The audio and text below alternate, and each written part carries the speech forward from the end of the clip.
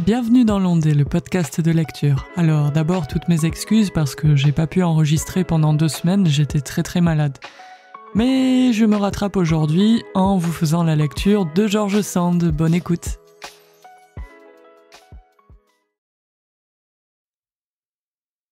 Les petits jardins, les grottes, les bancs de gazon, les cascades allèrent leur train, pendant toute la belle saison.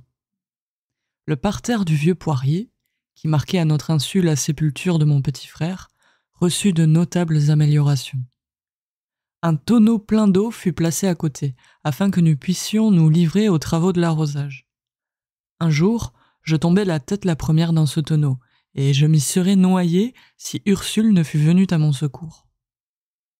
Nous avions chacune notre petit jardin, dans le jardin de ma mère, qui était lui-même si petit qu'il aurait bien dû nous suffire.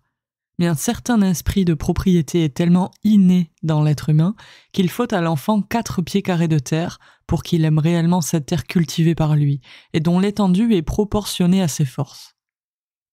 Cela m'a toujours fait penser que, quelque communiste qu'on pût être, on devait toujours reconnaître une propriété individuelle. Qu'on la restreigne ou qu'on l'étende dans une certaine mesure, qu'on la définisse d'une manière ou d'une autre, selon le génie ou les nécessités des temps, il n'en est pas moins certain que la terre que l'homme cultive lui-même lui est aussi personnelle que son vêtement.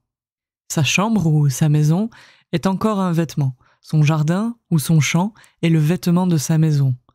Et ce qu'il y a de remarquable, c'est que cette observation des instincts naturels, qui constate le besoin de la propriété dans l'homme, semble exclure le besoin d'une grande étendue de propriété.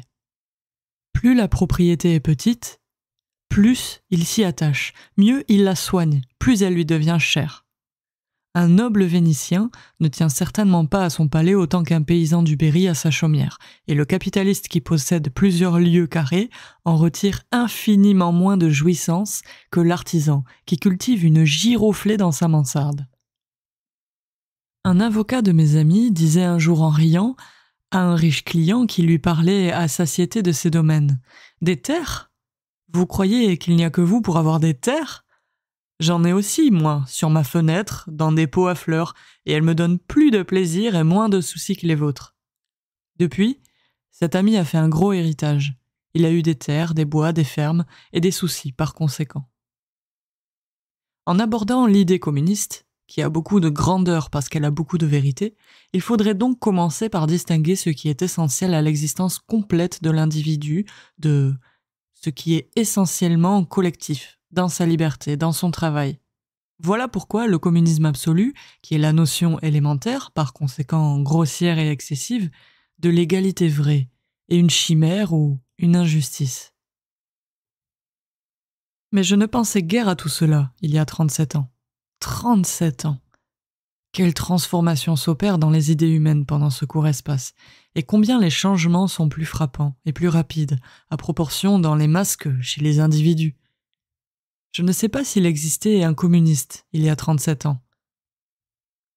Cette idée, aussi vieille que le monde, n'avait pas pris un nom particulier, et c'est peut-être un tort qu'elle en ait pris un de nos jours, car ce nom n'exprime pas complètement ce que devrait être l'idée. On n'en était pas alors à discuter sur de semblables matières. C'était la dernière, la plus brillante phase du règne de l'individualité. Napoléon était dans sa toute gloire, dans toute sa puissance, dans toute la plénitude de son influence sur le monde. Le flambeau du génie allait décroître. Il jetait sa plus vive lueur, sa clarté la plus éblouissante sur la France ivre et prosternée. Des exploits grandioses avaient conquis une paix opulente, glorieuse mais fictive, car le volcan grondait sourdement dans toute l'Europe, et les traités de l'empereur ne servaient qu'à donner le temps aux anciennes monarchies de rassembler des hommes et des canons. Sa grandeur cachait son vice originel, cette profonde vanité aristocratique du parvenu, qui lui fit commettre toutes ses fautes et rendit de plus en plus inutile au salut de la France la beauté du génie et du caractère de l'homme en qui la France se personnifiait. Oui, c'était un admirable caractère d'homme, puisque la vanité même, le plus mesquin, le plus pleutre des travers, n'avait pu altérer en lui la loyauté, la confiance, la magnanimité naturelle. Hypocrite dans les petites choses, il était naïf dans les grandes, orgueilleux dans les détails, exigeant sur des misères d'étiquette et follement fier du chemin que lui avait fait faire la fortune. Il ne connaissait pas son propre mérite, sa vraie grandeur. Il était modeste à l'égard de son vrai génie. Toutes les fautes qui ont précipité sa chute, comme homme de guerre et comme homme d'État, sont venues d'une trop grande confiance dans le talent ou dans la probité des autres.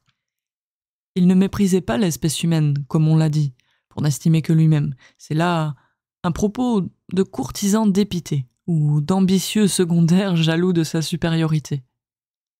Il s'est confié toute sa vie à des traîtres. Toute sa vie, il a compté sur la foi des traités, sur la reconnaissance de ses obligés, sur le patriotisme de ses créatures. Toute sa vie, il a été joué ou trahi.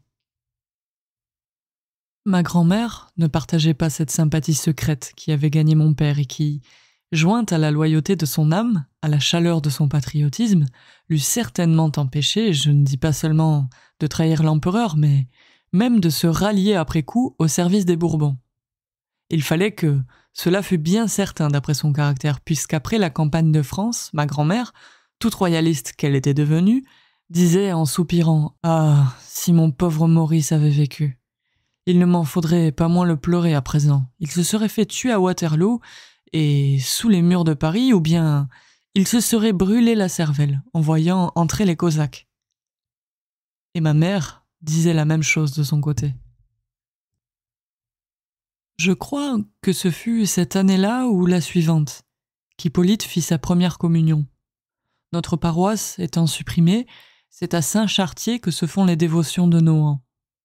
Mon frère fut habillé de neuf ce jour-là. Il eut des culottes courtes, des bas blancs et un habit-veste en drap vert billard.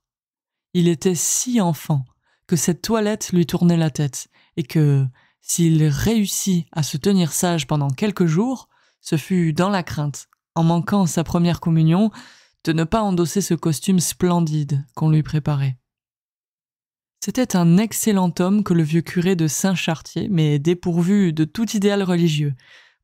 Quoiqu'il eût un « de » devant son nom, je crois qu'il était paysan de naissance, ou bien, à force de vivre avec les paysans, il avait pris leur façon et leur langage, à tel point qu'il pouvait les prêcher sans qu'il perdisse un mot de son sermon. Ce qui eût été un bien si ses sermons eussent été un peu plus évangéliques, mais il n'entretenait ses fidèles que d'affaires de ménage. Ce vieux curé avait beaucoup d'amitié pour moi. J'avais quelque chose comme 35 ans qu'il disait encore de moi « L'Aurore est une enfant que j'ai toujours aimée ». Et il écrivait à mon mari, supposant apparemment qu'il pouvait lui donner de l'ombrage. « Ma foi, monsieur, prenez-le comme vous voudrez, mais j'aime tendrement votre femme. » Le fait est qu'il agissait tout à fait paternellement avec moi. Pendant 20 ans, il n'a pas manqué un dimanche de venir dîner avec moi après vêpres. Quelquefois, j'allais le chercher en me promenant. Un jour, je me fis mal aux pieds en marchant, et je n'aurais su comment revenir, car dans ce temps-là, il ne fallait pas parler de voiture dans les chemins de Saint-Chartier.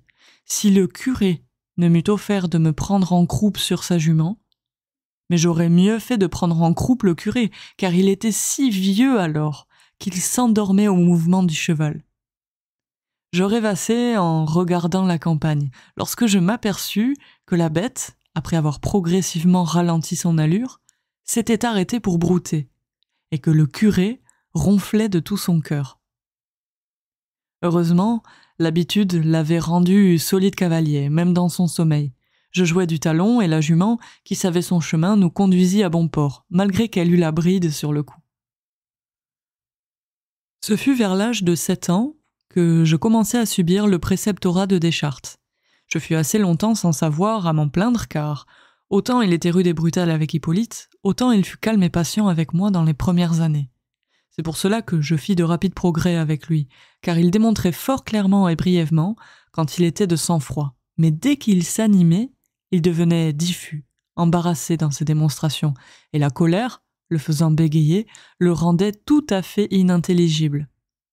Il maltraitait et rudoyait horriblement le pauvre Hippolyte, qui pourtant avait de la facilité et une mémoire excellente. Il ne voulait pas tenir compte du besoin d'activité d'une robuste nature, que de trop longues leçons exaspéraient. J'avoue bien, malgré mon amitié pour mon frère, que c'était un enfant insupportable. Il ne songeait qu'à briser, à détruire, à taquiner, à jouer de mauvais tours à tout le monde. Je prenais bien, quelquefois, un peu de part à ses méfaits, dans la mesure de mon tempérament, qui était moins fougueux. Un jour que nous avions vu tuer un cochon gras dans la basse-cour, Hippolyte s'imagina de traiter comme tel les concombres du jardin.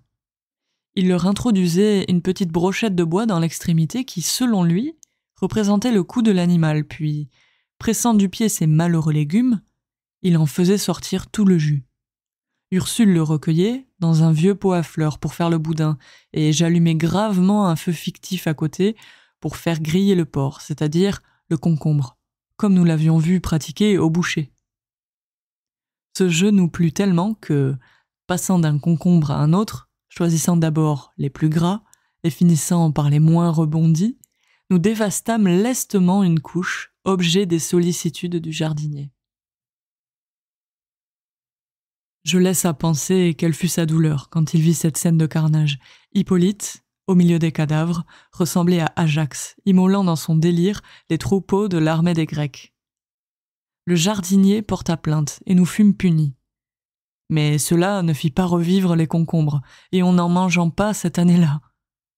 Comme Deschartres battait cruellement mon pauvre frère, et qu'il se contentait de dire des sottises aux petites filles, il était convenu, entre Hippolyte, Ursule et moi, que nous prendrions beaucoup de ces sortes de choses sur notre compte, et même nous avions, pour mieux donner le change, une petite comédie tout arrangée, et qui eut du succès pendant quelque temps. Hippolyte prenait l'initiative. « Voyez ces petites sottes !» criait-il aussitôt qu'il avait cassé une assiette, ou fait crier un chien trop près de l'oreille de Deschartres. « Elles ne font que du mal. Voulez-vous bien finir, mesdemoiselles ?» Et il se sauvait, tandis que Deschartres, mettant le nez à la fenêtre, s'étonnait de ne pas voir les petites filles. J'apprenais la grammaire avec Deschartres et la musique avec ma grand-mère. Ma mère me faisait lire et écrire. On ne me parlait d'aucune religion, bien qu'on me fît lire l'Histoire sainte. On me laissait libre de croire et de rejeter à ma guise les miracles de l'Antiquité. Ma mère me faisait dire ma prière à genoux, à côté d'elle, qui n'y manquait pas, qui n'y avait jamais manqué. Et même, c'était d'assez longues prières, car, après que j'avais fini les miennes, et que j'étais couché, je la voyais encore à genoux, la figure dans ses mains et profondément absorbée. Elle n'allait pourtant jamais à confesse, et faisait gras le vendredi, mais elle ne manquait pas la messe le dimanche, ou, quand elle était forcée de la manquer, elle faisait double prière. Et quand ma grand-mère lui demandait pourquoi elle pratiquait ainsi à moitié, elle répondait « J'ai ma religion. De celle qui est prescrite, j'en prends et j'en laisse. Je ne peux pas souffrir les prêtres, ce sont des cafards, et je n'irai jamais leur confier mes pensées, qu'ils comprendraient tout de travers. Je crois que je ne fais pas du mal, parce que si j'en fais, c'est malgré moi. Je ne me corrigerai pas de mes défauts, je n'y peux rien. Mais j'aime Dieu d'un cœur sincère, je le crois trop bon pour nous punir dans l'autre vie. Nous sommes bien assez châtiés de nos sottises dans celle-ci, j'ai pourtant grand peur de la mort, mais c'est parce que j'aime la vie, et non parce que je crains de comparaître devant Dieu, en qui j'ai confiance, et que je suis sûr de n'avoir jamais offensé avec intention. Mais que lui dites-vous dans vos longues prières ? Je lui dis que je l'aime, je me console avec lui de mes chagrins, et je lui demande de me faire retrouver mon mari dans l'autre monde. Mais qu'allez-vous faire à la messe ? Vous n'y entendez goutte ? J'aime à prier dans une église. Je sais bien que Dieu est partout, mais dans l'église, je le vois mieux. Et cette prière, en commun, me paraît meilleure. J'y ai beaucoup de distractions, cela dure trop longtemps, mais enfin, il y a un bon moment où je prie de tout mon cœur, et cela me soulage. Pourtant, lui disait encore ma grand-mère, vous fuyez les dévots. Oui, répondait-elle, parce que s'ils sont intolérants et hypocrites, et je crois que si Dieu pouvait haïr ses créatures, les dévots et les dévotes surtout seraient celles qu'il haïrait le plus. Vous condamnez par là votre religion même, puisque les personnes qui la pratiquent le mieux sont les plus haïssables et les plus méchantes qui existent. Cette religion est donc mauvaise, et plus on s'en éloigne, meilleur on est. N'est-ce pas la conséquence de votre opinion ? Vous m'en demandez trop long, disait ma mère. Je n'ai pas été habituée à raisonner mes sentiments. Je vais comme je me sens pousser, et tout ce que mon cœur me conseille, je le fais sans en demander la raison à mon esprit. On voit par là, et par l'éducation qui m'était donnée, ou plutôt par l'absence d'éducation religieuse raisonnée, que ma grand-mère n'était pas du tout catholique. Ce n'était pas seulement les dévots qu'elle haïssait, comme faisait ma mère, c'était la dévotion, c'était le catholicisme qu'elle jugeait froidement et sans pitié. Elle n'était pas athée. Il s'en faut de beaucoup. Elle croyait à cette sorte de religion naturelle, préconisée, et peu définie par les philosophes du XVIIIe siècle. Elle se disait déiste et repoussait avec un égal dédain tous les dogmes, toutes les formes de religion. Elle tenait, disait-elle, Jésus-Christ en grande estime et, admirant l'Évangile, comme une excellente philosophie, elle plaignait la vérité d'avoir toujours été entourée d'une fabulation plus ou moins ridicule. Je dirai plus tard ce que j'ai gardé ou perdu, adopté ou rejeté de ces jugements, mais suivant pas à pas le développement de mon être, je dois dire que dans mon enfance, mon instinct me poussait beaucoup plus vers la foi naïve et confiante de ma mère que vers l'examen critique et un peu glacé de ma bonne maman. Sans qu'elle s'en doutât, ma mère portait de la poésie dans son sentiment religieux, et il me fallait de la poésie, non pas de cette poésie arrangée et faite après mûre réflexion, comme on essayait d'en faire alors pour réagir contre le positivisme du XVIIIe siècle, mais de celle qui est dans le fait même et qu'on boit dans l'enfance, sans savoir ce que c'est et quel nom on lui donne. En un mot, j'avais besoin de poésie comme le peuple, comme ma mère, comme le paysan qui se prosterne un peu devant le bon Dieu, un peu devant le diable, prenant quelquefois l'un pour l'autre, et cherchant à se rendre favorable toutes les mystérieuses puissances de la nature. J'aimais le merveilleux passionnément, et mon imagination ne trouvait pas son compte aux explications que m'en donnait ma grand-mère. Je lisais avec un égal plaisir les prodiges de l'Antiquité juive et païenne. Je n'aurais pas mieux demandé que d'y croire. Ma grand-mère faisant de temps en temps un court et sec appel à ma raison, je ne pouvais pas arriver à la foi, mais je me vengeais du petit chagrin que cela me causait en ne voulant rien nier intérieurement. C'était absolument comme pour mes contes de fées, auxquels je ne croyais plus qu'à demi, en de certains moments et comme par accès. À 7 ou 8 ans, je sus à peu près ma langue. C'était trop tôt, car on me fit passer tout de suite à d'autres études, et on négligea de me faire approfondir la grammaire. On me fit beaucoup griffonner, on s'occupa de mon style, mais on ne m'avertit qu'incidemment des incorrections qui s'y glissaient peu à peu, à mesure que j'étais entraîné par la facilité de m'exprimer. Au couvent, il fut entendu que je savais assez de français pour qu'on ne me fît pas suivre les leçons des classes, et en effet, je me tirais fort bien à l'épreuve, des faciles devoirs distribués aux élèves de mon âge, mais plus tard, quand je me livrai à ma propre rédaction, je fus souvent embarrassé. Je dirais comment, au sortir du couvent, je rappris moi-même le français, et comment 12 ans plus tard, lorsque je voulus écrire pour le public, je m'aperçus que je ne savais encore rien, comment j'en fis une nouvelle étude qui, trop tardive, ne me servit guère, ce qui est cause que j'apprends encore ma langue en la pratiquant, et que je crains de ne la savoir jamais. La pureté, la correction serait pourtant un besoin de mon esprit, aujourd'hui surtout, et ce n'est jamais par négligence ni par distraction que je pêche, c'est par ignorance réelle. Le malheur vint de ce que Deschartres, partageant le préjugé qui préside à l'éducation des hommes, s'imagina que, pour me perfectionner dans la connaissance de ma langue, il lui fallait m'enseigner le latin.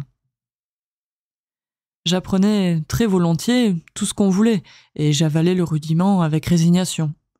Mais le français, le latin et le grec qu'on apprend aux enfants prennent trop de temps. Soit qu'on les enseigne par de mauvais procédés, ou que ce soit les langues les plus difficiles du monde, ou encore que l'étude d'une langue quelconque soit ce qu'il y a de plus long et de plus aride pour les enfants.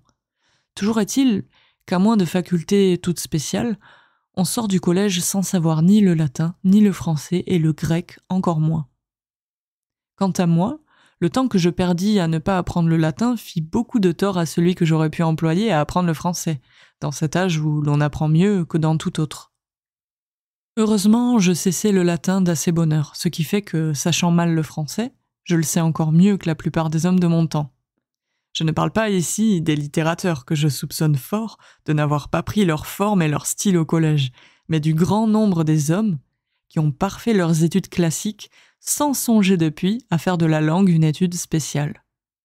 Si on veut bien le remarquer, on s'apercevra qu'ils ne peuvent écrire une lettre de 3 pages sans qu'il s'y rencontre une faute de langue ou d'orthographe. On remarquera aussi que les femmes de 20 à 30 ans, qui ont reçu un peu d'éducation, écrivent le français généralement mieux que les hommes, ce qui tient, selon moi, à ce qu'elles n'ont pas perdu 8 ou 10 ans de leur vie à apprendre les langues mortes. Tout cela est pour dire que j'ai toujours trouvé déplorable le système adopté pour l'instruction des garçons, et je ne suis pas seul de cet avis. J'entends dire à tous les hommes qu'ils ont perdu leur temps et l'amour de l'étude au collège. Ceux qui y ont profité sont des exceptions. N'est-il donc pas possible d'établir un système où les intelligences ordinaires ne seraient pas sacrifiées aux besoins des intelligences d'élite ? Si tu souhaites en savoir plus, n'hésite pas à cliquer sur la petite cloche pour recevoir les autres épisodes qui viendront par la suite. Et puis, pourquoi pas, dans les commentaires, on peut papoter un peu, partager nos impressions, nos idées, tant que ça reste dans la bienveillance bien sûr. Sinon, je te souhaite de bonnes écoutes sur l'ondée, je te dis à très vite, ciao!